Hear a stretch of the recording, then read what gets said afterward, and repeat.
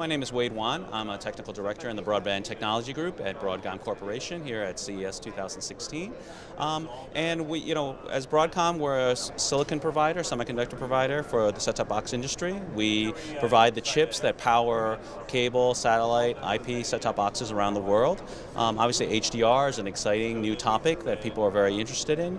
And our component of this, we're really pushing the envelope here with providing higher, not just higher frame rates, higher spatial resolutions, also higher dynamic range, wider color gamut. As you can see, we have a video here where we're showing clips now from the NASA television channel, which we're decoding on our 7252S set-top box and playing onto an LG OLED television.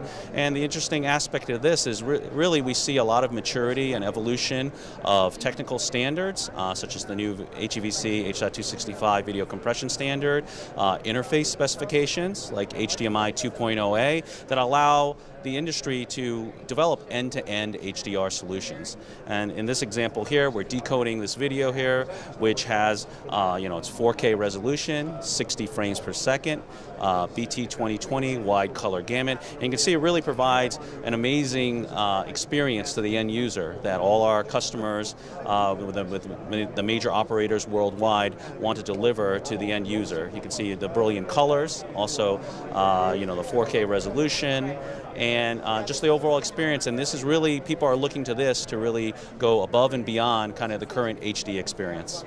And you provide this in a set-top box, which is basically then used by different manufacturers?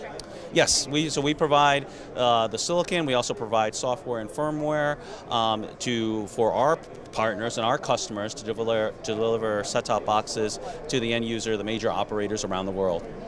And so many users may not know your name of Broadcom because it's embedded in other people's products, but you are a large supplier of the actual chipsets, right? Yes, yes. In terms of we're mainly business to business, and we sell to our partners, and which go on to send to the MSOs.